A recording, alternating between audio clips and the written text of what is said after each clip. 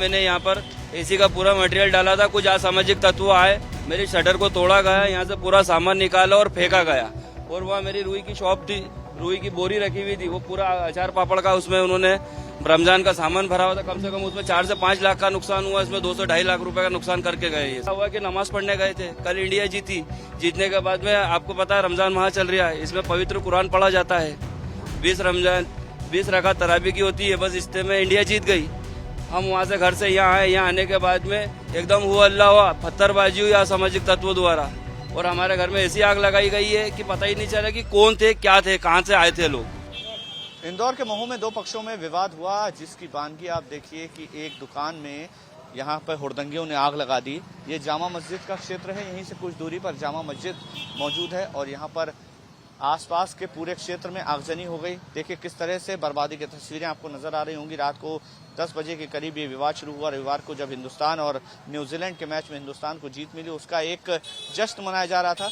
जश्न निकला और यहाँ पर देखिए तस्वीरें, ये जो स्थानीय लोग हैं अब इस दंश से कैसे उबर पाएंगे ये आप खुद समझ सकते हैं। ये दुकानों को आग लगा दी गई, दुकानों को तोड़ दिया गया, गाड़ियों में आग लगा दी गई।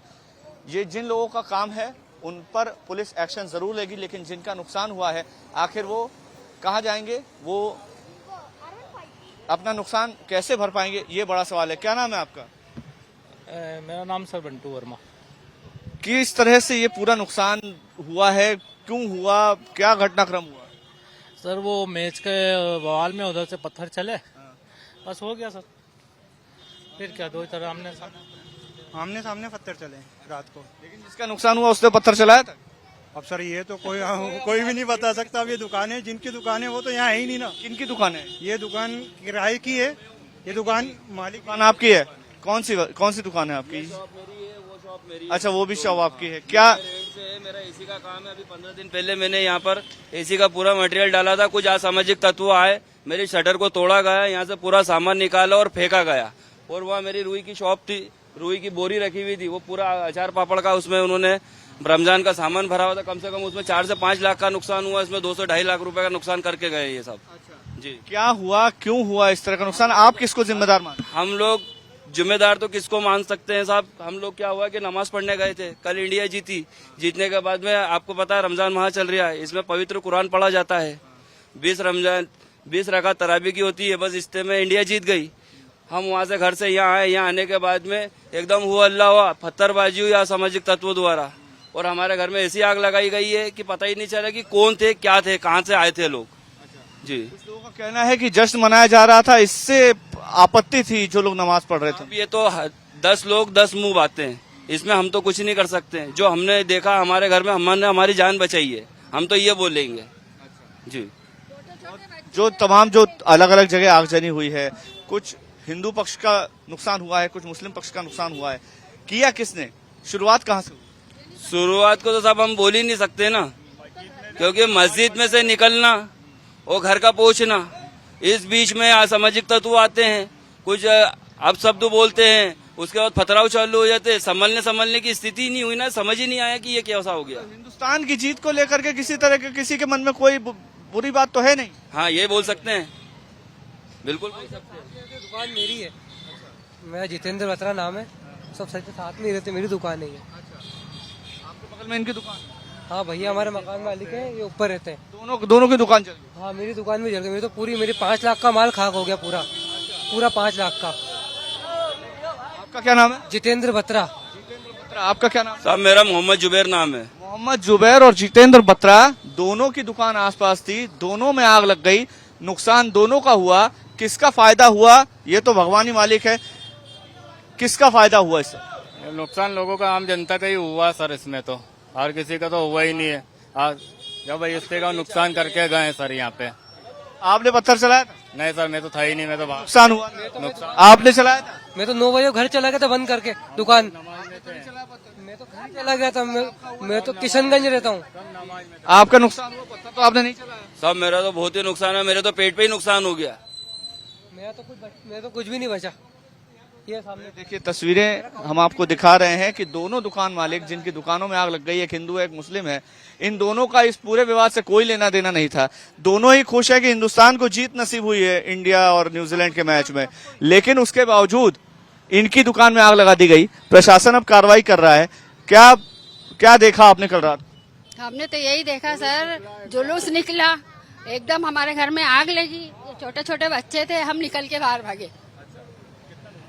ये धुआं तो सही हमारा ही तो हुआ, ये हमारे मेरा बेटा ही है वो। रुपए का तो नुकसान हुआ है इसके अंदर। कब से रह रहे हैं यहाँ पे? क्या पहले भी इस तरह का माहौल? नहीं, हम भी मतलब यहाँ पर खड़े हुए थे तो एकदम से पब्लिक एकदम आई और हम अंदर भाग गए और एकदम अंदर भाग के ताले अंदर लगा ले।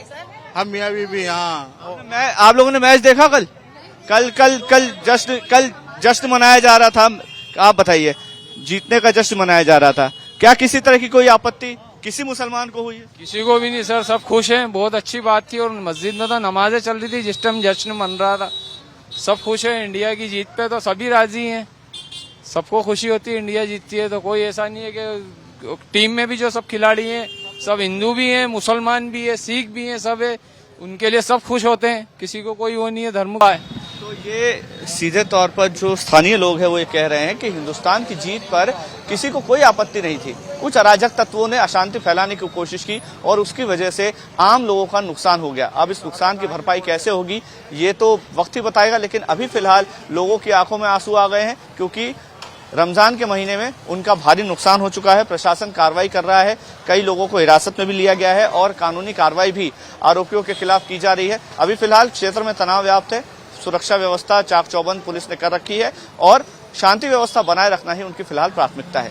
मैं तस्वीर दिखाना चाहूंगा, देखिए सीसीटीवी आपको नजर आ रहा होगा, इसमें आग लगा दी गई। तो ये साजिश नहीं तो इसको और क्या कहा जाए? अगर आप अपने जुर्म के सबूत मिटाने की कोशिश कर रहे हैं तो इसको और क्या माना जाएगा? यहाँ के स्थानीय लोगों का आरोप है कि जो ये मंदिर सामने आपको दिख रहा है इसको भी डैमेज करने की कोशिश की गई। जो स्थानीय लोग हैं उनसे बात करने की कोशिश करते हैं कि उन्होंने क्या देखा।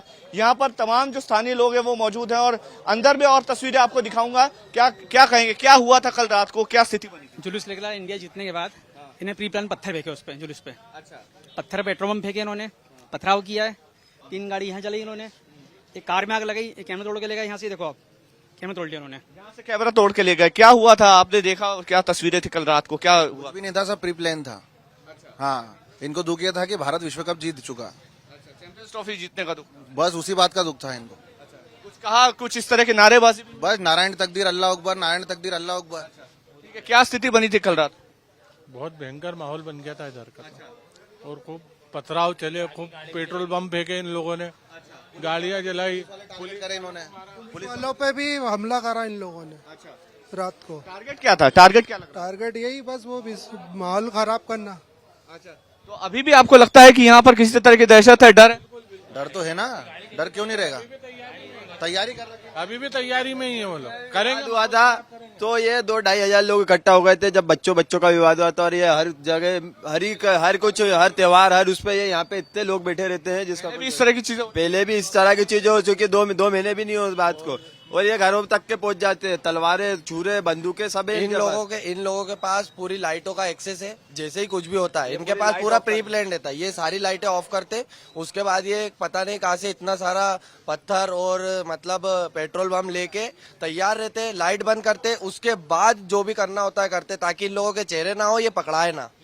तो प्री प्लान इस तरह का घटनाक्रम होता है, आपको लगता है सब प्री प्लान होता है? सर प्री प्लान ही था पूरा। पेट्रोल पंप कहाँ से आते, पत्थर इतने कहाँ से आते, है ना? सही बात है, पेट्रोल कहाँ से आ गया? आपने आग लगाई, देखिए तस्वीरें मैं आपको दिखा रहा हूँ। ये जो शटर है ये आपको जला हुआ यहाँ पर नजर आएगा। ये जो पूरा इलाका है ये देखिए, ये सीसीटीवी मैं आपको दिखा रहा हूँ। ये जो सीसीटीवी है ये पूरा जला हुआ आपको नजर आ रहा होगा। सीसीटीवी जलाने की कोशिश हुई। यहीं रहते हैं आप? हाँ जी। क्या हुआ था कल रात को, क्या स्थिति बनी? कल यहाँ पर जो इंडिया के जीतने के बाद वो जुलूस निकला, जुलूस के बाद फिर यहाँ पर इधर से पूरे मस्जिद में से निकले सारे और कम से कम 200-300 लोग इकट्ठा होकर यहाँ पर पथराव चालू कर दिया।